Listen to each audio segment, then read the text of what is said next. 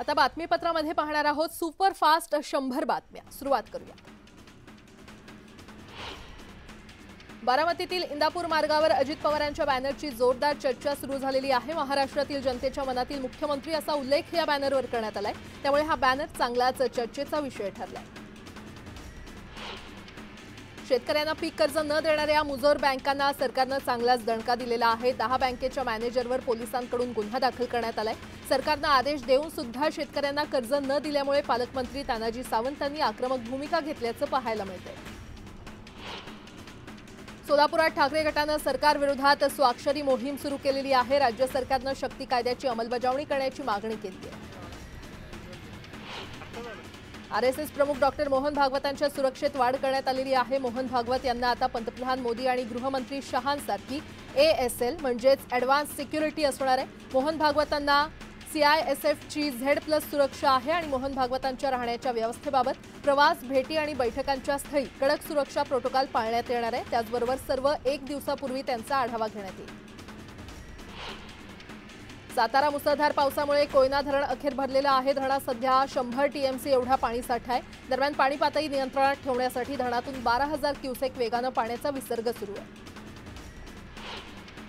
सांगली जिल्ह्यामध्ये सुरू असणाऱ्या पावसामुळे कृष्णा नदीच्या पाणी पातळीमध्ये वाढ झालेली आहे। चांदोली धरणातून विसर्ग वाढवण्यात आला असून 3,865 विसर्ग सुरू आहे। कोयना धरणातून 12,455 क्युसेक विसर्ग सुरू करण्यात आलाय। वारणा आणि कृष्णा नद्यांच्या पाणी पातळीमध्ये वाढ झालेली आहे आणि त्यामुळे दोन्ही नदीकाठच्या गावांना सतर्कतेचा इशारा देण्यात आला। धाराशिवमध्ये मुसळधार पावसाने हजेरी लावलेली आहे आणि त्यामुळे तेरणा धरण हे 100% भरले। तेरणा धरण भरल्याने नागरिकांच्या पाण्याचा प्रश्न मिटलाय। जळगावातील एरंडोल तालुक्यात असलेल्या अंजनी धरणात अवघा 26% जलसाठा शिल्लक आहे। एरंडोल तालुक्यात समाधानकारक पाऊस न झाल्यामुळे धरणामध्ये अजूनही पाण्याची आवक झालेली नाहीये आणि त्यामुळे 30 ते 35 गावांवर पाणी संकट गडद झालंय। वाशिमच्या रिसोड शहरासह 9 गावांना पाणीपुरवठा होत असलेला आडोळ पाणी प्रकल्प तुडुंब भरून ओव्हरफ्लो झालेला आहे। या गावांच्या पिण्याच्या पाण्याचा तसंच शेती सिंचनाचा प्रश्न निकाली निघालाय। जायकवाडी पाणलोट क्षेत्रासह नाशिक भागात झालेल्या जोरदार पावसामुळे धरणाची पाणी पातळी 63% जाऊन पोहोचली आणि धरणात 71,115 क्युसेकनं पाण्याची आवक होत असून मराठवाड्यातील पाणी प्रश्न सुटण्यास मदत होणार आहे। गेल्या 10 तासात धरणामध्ये तब्बल 10% पाण्याची वाढ झाली आहे। पुण्यात पुरामुळे जिल्ह्यात 236 घरांची पडझड झाल्याची जिल्हाधिकाऱ्यांकडे नोंद करण्यात आलेली आहे। मदतीसाठी राज्य सरकारकडे प्रस्ताव दाखल झालाय। घरासाठी 4,000 आणि गोठ्यासाठी 3,000 मदत देण्यात येणार आहे। सांगलीतील कडेगाव शहरासह परिसरात निर्माण होणारा दुष्काळ टेंभूच्या पाण्याने कायमस्वरूपी संपवा यासाठी उपोषण करण्यात येत आहे। पाणी संघर्ष समितीच्या उपोषणाला पाठिंबा देण्यासाठी नागरिकांनी रॅली काढली। यावेळी पाणी संघर्ष समितीचे मान्यवर आणि शेतकरी मोठ्या संख्येने उपस्थित होते। रत्नागिरी जिल्ह्यामध्ये समुद्रातील मासेमारी नुकतीच सुरू झालेली आहे आणि सुरुवातीच्या काळात चांगले तर मिळवून देणारे पापलेट तसे मासे मोठ्या प्रमाणात जाळ्यात सापडत असल्यानं खरं तर ठाणे बंदरातील लिलावात पापलेट माशांची आवक वाढली आहे। जळगावच्या अमळनेर तालुक्यातील पांझरा नदीच्या पुरात 2 जण अडकले। मासे पकडायला गेले असता ही दुर्घटना घडली। अडकलेल्या दोघांना बाहेर काढण्याचे प्रयत्न सुरू आहेत। धुळे जिल्ह्यामध्ये गेल्या 4 दिवसांपासून पावसाची संततधार सुरू असून कान नदीला पूर आलाय। दरम्यान अष्टानं गावात 4 जण पुराच्या पाण्यातून वाहून गेल्याची घटना समोर आली आहे। यापैकी 3घांना वाचवण्यात यश आलंय।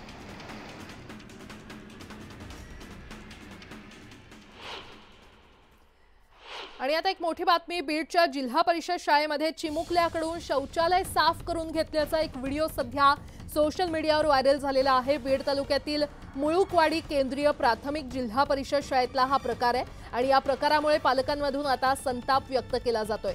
ज्यावेळी शाळेत शिक्षकांनी चिमुकल्या विद्यार्थ्यांना टॉयलेट आणि बाथरूम साफ करायला लावले त्यावेळी एका पालकाने हा व्हिडिओ काढत शिक्षकांना जाब विचारलाय।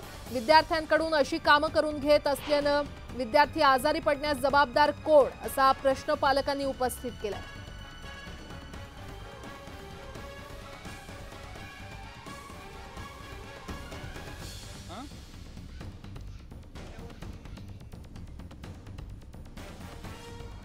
सांगा तुम्ही तुम्हाला बरं काम करा बाबू चला।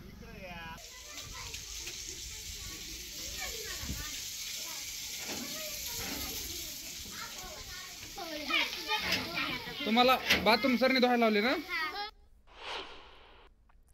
आंतरराष्ट्रीय कुख्यात डॉन दाऊद इब्राहिम कासकरची मालमत्ता लिलावात घेतल्याने पोलीस महासंचालकाकडे तक्रार केली आहे। वकील भूपेंद्र कुमार भारद्वाज यांनी पोलिसांकडे लेखी तक्रार दाखल केलेली आहे। त्याच्या संपूर्ण कुटुंबियांना स्थानिकांसह अनोळखी व्यक्तींकडून धमक्या दिल्या जात असल्याचा आरोप त्यांनी केला आहे। लाडकी बहीण योजनेसाठी ज्या महिलांचे अर्ज 1 ऑगस्टपासून 31 ऑगस्टपर्यंत मंजूर झालेले आहेत त्यांच्या खात्यात जुलै, ऑगस्ट आणि सप्टेंबर असे 3 महिन्यांचे एकत्रित 4,500 रुपये जमा होणार आहेत। सिडकोच्या 902 सदनिकांच्या गृहनिर्माण योजनेचा प्रारंभ करण्यात आलेला आहे। या योजनेमध्ये नवी मुंबईतील कळंबोली, खारघर आणि घणसोली या घरांचा समावेश आहे। या घरांच्या किमती 20% कमी करण्यात येणार आहेत। मध्य रेल्वेवरील छत्रपती शिवाजी महाराज टर्मिनस येथे फलाट विस्तारीकरणाचं काम सुरू असून त्यामुळे 24 डब्यांची रेल्वेगाडी धावू शकणार आहे। आतापर्यंत फलाटाचं 30% काम झालं असून नोव्हेंबर 2024 पर्यंत काम पूर्ण होणं अपेक्षित आहे। पश्चिम रेल्वेवरील वांद्रे टर्मिनसवरून थेट मडगावमध्ये जाणाऱ्या एक्सप्रेसला मंगळवारी रेल्वे मंडळाची मंजुरी मिळालेली आहे। या रेल्वेगाडीला एक्सप्रेस नाव दिलं तरी तिचा वेग पॅसेंजरचा असणार आहे आणि यासह या रेल्वेगाडीला मोजकेच थांबे देण्यात आलेले आहेत।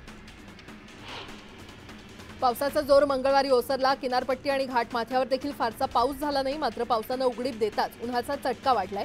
मंगळवारी सरासरी 3 अंश सेल्सिअसनं तापमानामध्ये वाढ झाली आहे।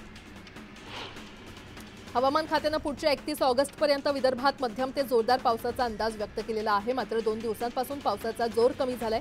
नागपुरात मंगळवारी चक्क उन्हाची काहिली जाणवली आहे।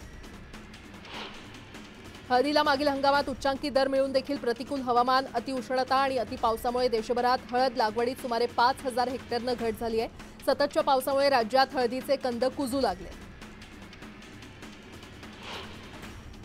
मागील 2 वर्षांपासून लसणाची लागवड कमी आहे, त्याचबरोबर उत्पादन देखील कमी आहे, त्यामुळे बाजारात कमी आवक होते। परिणामी आवक कमी असल्यानं दर गगनाला भिडलेले आहेत। घाऊक बाजारात प्रति किलो 150 ते 300 रुपयांवर असलेले लसूण आता 200 ते 400 रुपयांवर पोहोचले।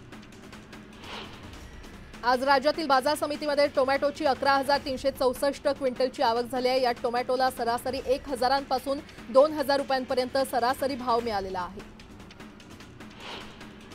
देखभाल दुरुस्तीच्या कामामुळे ठाणे शहराला होणारा पाणी पुरवठा आज 24 तासांसाठी बंद असेल। या काळामध्ये नागरिकांना पाणी टंचाईचा सामना करावा लागू नये म्हणून ठाणे महापालिका स्वतःच्या योजनेतील पाणी पुरवठा सुरू ठेवणार आहे।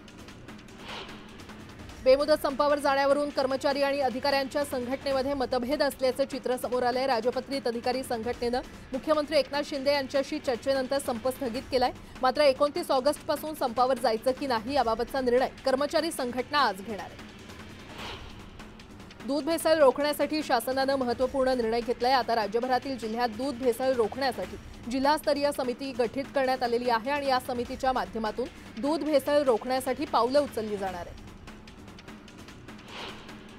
महाराष्ट्रातील लोकांच्या आरोग्याच्या सुरक्षेसाठी नागपूरच्या अखिल भारतीय आयुर्विज्ञान संस्थेनं आणखी एक महत्त्वाचा टप्पा गाठलाय। एम्सच्या व्हायरल रिसर्च डायग्नोसिस लॅबोरेटरीला मंकीपॉक्सच्या संशयित रुग्णांच्या चाचणीसाठी अधिकृत केंद्र म्हणून मान्यता दिली आहे। रेल्वे तिकिटाचा रिफंड 2 तासात खात्यात मिळणार आहे। पुढील वर्षी मार्चपर्यंत next generation e ticket platform विकसित केलं जाणार आहे। यामुळे तिकीट काढण्याचा वेग कित्येक पटींनी वाढणार आहे। राज्यात कीटकजन्य, जलजन्य, प्राणीजन्य या आजारांच्या प्रतिबंध आणि नियंत्रणासाठी तसंच विविध विभागाच्या समन्वयासाठी एकत्रित आढावा घेण्यात आला। उच्चस्तरीय समितीचं पुनर्गठन करण्यात आलेलं आहे आणि त्यामुळे डेंग्यू आणि मलेरिया सारख्या आजारांना आता आळा बसणार आहे। ठाणे ते बोरिवली भुयारी मार्गाचं प्रकल्पाचं खरं तर हे काम लवकरच सुरू होणार आहे आणि या भुयारीमधून रोज 300 ट्रक माती काढण्यात येणार आहे। या कामासाठी 3 ते 4 लाख लिटर पाणी लागणार आहे। डी फार्मसीसाठी प्रवेश घेऊ इच्छिणाऱ्यांना आज नोंदणीसाठी शेवटचा दिवस आहे, त्यामुळे जे विद्यार्थी इच्छुक असतील त्यांनी आत्ताच नोंदणी करावी असं आवाहन करण्यात आलं।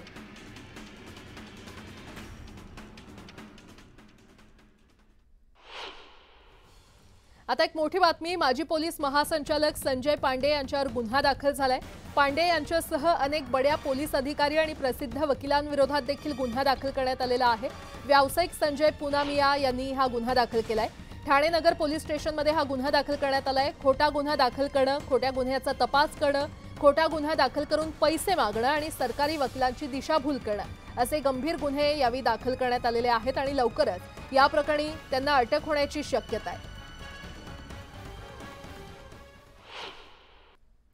राज्यसभेच्या खासदार सुनेत्रा पवार यांनी बारामतीमध्ये गावभेट दौरा केला आणि या दौऱ्यादरम्यान करहावगाज येथील महिलांनी सुनेत्रा पवार यांच्यासमोर तक्रारींचा पाढा वाचला। सुनेत्रा पवारांनी या समस्यांकडे लक्ष वेधून त्या सोडवण्याचा प्रयत्न करणार असं आश्वासन दिलं। शिक्षक भरतीसाठी तरुणांनी बेमुदत आमरण उपोषण सुरू केलेलं आहे। शासनाच्या आश्वासनानुसार शिक्षक पदाच्या नोकऱ्या मिळाव्यात या मागणीसाठी मागील 9 दिवसांपासून तरुण उपोषणाला बसलेले आहेत। मात्र त्यांची अद्यापही दखल न घेतल्यानं तरुणांनी नाराजी व्यक्त केली आहे। सांगली जिल्हा बँकेनं कर्जदार शेतकऱ्यांसाठी चांगला निर्णय घेतलाय। कर्जदार शेतकऱ्यांना त्यांच्या मुलींच्या लग्नासाठी 10,000ची मदत देण्यात येणार आहे। बँकेच्या वार्षिक सभेमध्ये हा निर्णय घेण्यात आलाय। सोलापुरात मुक्कामी असणाऱ्या एसटी चालक वाहकांच्या विश्रामगृहाची बिकट अवस्था झालेली आहे। विश्रांतीगृहाच्या छताला गळती लागल्याचं चित्र पाहायला मिळतंय। याशिवाय जवळपास 300 कर्मचाऱ्यांमध्ये केवळ एकच बाथरूम असल्यानं कर्मचारी वैतागले।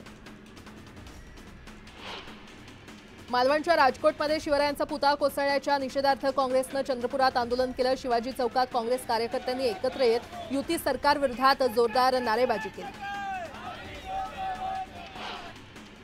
पावसाळा आला की दिसतो तो इंद्रधनुष्य। बारामतीतील शारदानगर भागात इंद्रधनुष्याचं दर्शन झालं। हा इंद्रधनुष्य लोकांचं लक्ष वेधून घेत होता। आता एक सविस्तर बातमी। जालन्यातील जाफराबाद तहसील कार्यालयामध्ये युवक काँग्रेसच्या कार्यकर्त्याला भाजपच्या युवक कार्यकर्त्यानं बेदम मारहाण केल्याचा प्रकार समोर आलाय। क्रशर मशीन विरोधात तक्रार केल्यामुळे ही मारहाण करण्यात आल्याचा आरोप करण्यात येतोय। मारहाणीचा व्हिडिओ सध्या व्हायरल होत असून पोलिसांमध्ये अद्याप तक्रार दाखल करण्यात आलेली आहे।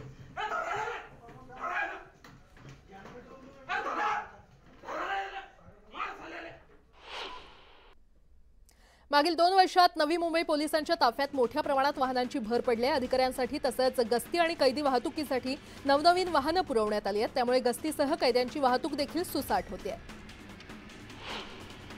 सध्याच्या घडीला दवाखान्याची पायरी जरी चढली तरी किमान 500 रुपयांचा फटका बसतो। अशा वेळेला मोफत उपचार हे रुग्णांसाठी जणू वरदान ठरतात। विशेष म्हणजे रुग्णालयाची वेळ रात्री 10 वाजेपर्यंत असेल तर सर्वसामान्य नागरिक आणि मजूर वर्गाला सोयीस्कर असतं। त्यामुळे पनवेल महानगरपालिकेचा आपला दवाखाना सध्या रुग्णांना वरदान ठरतोय। न्यायालयाचा आदेश पायदळीत उडवून यंदाही दहीहंड्याच्या थरांमध्ये लहान मुलांचा समावेश करण्यात आल्याचं चित्र होतं। राजकीय नेत्यांकडून या लहान मुलांच्या पाठीवर शाबासकी देऊन त्यांना बक्षिसांचं वाटप केलं जात होतं। त्यातून कुणालाच नियमांची फिकीर राहिली नसल्याबाबत कायदेतज्ञांसह जागरूक नागरिकांमधून नाराजी व्यक्त होते। मुंबईतील 2.5 लाखांपैकी फक्त 32,000 फेरीवाल्यांचं सर्वेक्षण झालेलं आहे आणि असं असतानाही नगरपथ विक्रेता समिती नेमण्यासाठी निवडणूक होते। मात्र उर्वरित फेरीवाल्यांच्या व्यवसायावर बंदी येणार असल्यानं मुंबई हॉकर्स युनियननं मतदानावर बहिष्कार टाकण्याचा इशारा दिलाय। दिल्लीतील पालिका बाजारच्या धर्तीवर मुंबईमध्ये 2 ठिकाणी भूमिगत बाजार सुरू करण्याची सूचना करून देखील त्याची अंमलबजावणी न करणाऱ्या मुंबई महापालिका अधिकाऱ्यांवर कारवाई करण्याचा इशारा पालकमंत्री दीपक केसरकर यांनी दिलाय। आगामी विधानसभा निवडणुकीच्या पार्श्वभूमीवर यंदाच्या दहीहंडीला राजकीय नेत्यांसह त्यांच्याशी संबंधित बिल्डरचे मोठ्या प्रमाणात आर्थिक पाठबळ मिळालं। मुंबईमध्ये दहीहंडी उत्सवादरम्यान अंदाजे 150 कोटी रुपयांची उलाढाल झाली। राज्य नव्या पेन्शन योजनेसह योजना लागू करू शकतात। मात्र यामुळे राज्यांच्या तिजोरीवर कमालीचा अतिरिक्त ताण पडणार आहे आणि हा वाढीव खर्च भागवण्यासाठी 5 राज्यांना आतापासूनच महसूल वाढवण्यावर भर दिला पाहिजे असं मत जाणकारांनी व्यक्त केलंय। मुंबई महानगरातील जुन्या वाहनांच्या विल्हेवाटीचा प्रश्न सुटण्याची चिन्ह आहे। जुन्या वाहनांची शाश्वत पद्धतीनं विल्हेवाट लावण्यासाठी आणि त्यातील सुट्या भागांचा पुनर्वापर करण्यासाठी मुंबईत कारखाना उभारण्याचा विचार आहे। गावाकडच्या प्रवाशांनी गेल्या वर्षभरापासून लाल परीला पसंती दिल्याचं पाहायला मिळतंय। एसटी महामंडळानं महिलांना तिकीट दरात 50% सवलत दिल्यामुळे लाल परीला अच्छे दिन आलेत आणि त्यामुळे उत्पादनात देखील वाढ झाली आहे। तोट्यामध्ये असलेली एसटी प्रवाशांना दिलेल्या विविध सवलतींमुळे आता फायद्यात आली आहे। ॲल्युमिनियम फाईल किंवा रॅपिंग पेपरच्या विक्रीत ग्राहकांची होणारी फसवणूक थांबवण्यासाठी ग्राहक व्यवहार मंत्रालय लवकरच बदल करणार आहे। त्यानुसार कंपन्यांना फाईलच्या पाकिटावर लांबीसह जाडी किती आहे हे नमूद करावं लागणार आहे। जे रुग्णालयातील मेडिसिन विभागाच्या ओपीडीमधील भिंतींना इस्रायली कंपनीमार्फत जंतुनाशक रंग देण्यात आला असून त्यामुळे भिंतींवरील जीवाणू आणि विषाणू यांचा नायनाट होणार आहे। तसंच या रंगामध्ये विषारी द्रव्य नसल्यानं त्याचा त्रास रुग्णांना होणार नाही असा दावा कंपनीनं केला। पुणे महामार्गावर सध्या ई बस धावतायत आणि लवकरच जालना बीडसह इतर मार्गांवर ई बस धावताना दिसतील। एसटी महामंडळाच्या छत्रपती संभाजीनगरला 214 ई बस मिळणार असून यात पहिल्या टप्प्यात ऑक्टोबरमध्ये 74 ई बस दाखल होतील। बायोगॅस बांधण्यासाठी सरकारकडून 22,000 रुपयांचं अनुदान दिलं जातं। ठाणे जिल्ह्यामध्ये गेल्या आर्थिक वर्षात 10 लाभार्थ्यांना बायोगॅस मिळालाय। जिल्ह्याला या वर्षासाठी 33 लाभार्थ्यांचं उद्दिष्ट देण्यात आलं। मुंबई ऊर्जा मार्ग प्रायव्हेट लिमिटेडकडून Padgha Panvel power transmission corridor प्रकल्प उभारला जातोय आणि त्यामुळे मुंबई महानगर प्रदेशाची विजेची गरज भागवतानाच अतिरिक्त विजेमुळे विजेचे दर कमी होतील असा दावा मुंबई ऊर्जा मार्ग प्रायव्हेट लिमिटेडनं केलेला आहे। अकोला जिल्ह्यातील तेल्हारा शहरात क्षुल्लक कारणावरून 2 गटात हाणामारी झाली आणि या घटनेनंतर शहरात तणावपूर्ण शांतता पसरली होती। या घटनेच्या निषेधार्थ व्यापाऱ्यांकडून आज तेल्हारा शहर बंदची हाक देण्यात आली आहे। राज्यातील अल्पवयीन मुली आणि महिलांवर होणाऱ्या लैंगिक अत्याचाराच्या विरोधात कठोर कायदे करण्यात यावेत, त्यासह आरोपींना कठोर शिक्षा देण्यात यावी अशी मागणी वाशिम जिल्ह्यातील महिलांनी मुख्यमंत्री एकनाथ शिंदेंकडे केली आहे। नागपूर हिवाळी अधिवेशनादरम्यान पीडब्ल्यूडीमध्ये लाखोंचा घोटाळा झाल्याचं उघड झालंय। हिवाळी अधिवेशनादरम्यान श्रमिकांना देण्यात येणारी मजुरी पीडब्ल्यूडीच्या तत्कालीन उपविभागीय अभियंत्यानं परस्पर लाटून तब्बल 42 लाखांचा घोटाळा केलाय। या प्रकरणी पोलिसांनी अभियंत्याविरोधात गुन्हा दाखल केलाय। आता एक सविस्तर बातमी। उल्हासनगरच्या सेशन चौकात एक भीषण अपघात झालेला आहे आणि या अपघातात ट्रक चालकाने रस्त्याच्या कडेला उभ्या असलेल्या 5 रिक्षा आणि अनेक दुचाकी चिरडल्याची घटना घडली आहे। हा संपूर्ण अपघात सीसीटीव्हीमध्ये कैद झालेला आहे। ट्रक चालकाचं ट्रकवरील नियंत्रण सुटल्यानं हा अपघात घडला असल्याचं कळतंय। या प्रकरणी पोलिसांनी ट्रक चालकाला ताब्यात घेतलंय। कल्याणच्या दिशेनं एक मालवाहू ट्रक भरधाव वेगानं जात होता आणि यावेळी चालकाचं ट्रकवरचं नियंत्रण सुटलं आणि त्यानं थेट रस्त्याच्या कडेला उभ्या असलेल्या रिक्षा आणि दुचाकींना फरफटत नेत डिवायडरला धडक दिली। दरम्यान रिक्षात प्रवासी नसल्यानं जीवितहानी टळलेली आहे।